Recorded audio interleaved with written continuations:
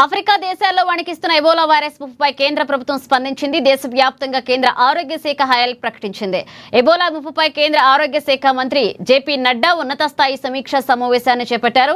ఈ సందర్భంగా దేశంలోకి ఎబోలా వైరస్ ప్రవేశించకుండా ఉండేందుకు అన్ని అంతర్జాతీయ విమానాశ్రయాలు, ఓడరేవులు, అలాగే సరిహద్దు ప్రాంతాల దగ్గర కఠినమైన స్క్రీనింగ్ పరీక్షలు నిర్వహించాలని కేంద్ర మంత్రి ఆదేశాలు జారీ చేశారు. ఎబోలా తీవ్రత ఎక్కువగా ఉన్న కాంగో, ఉగాండా, సౌత్ సుడాన్ వంటి ఆఫ్రికా దేశాల నుంచి వచ్చే ప్రయాణికులపై ప్రత్యేక నిఘా ఉండాలంటూ ఆయన స్పష్టం చేశారు. ఇక పరిస్థితిని నిరంతరం పర్యవేక్షించేందుకు ఐసీఎంఆర్ అలాగే ఎన్సీడీసీ సంస్థలు 24 గంటలు అప్రమత్తంగా ఉండాలని జేపీ నడ్డా ఆదేశించారు. ప్రస్తుతానికి మన దేశంలో ఒక్క ఎబోలా కేసు కూడా నమోదు కాలేదు అని, అయితే ముందస్తు జాగ్రత్తల్లో భాగంగానే ఈ హై అలర్ట్ ప్రకటించినట్లుగా కేంద్రం స్పష్టం చేసింది.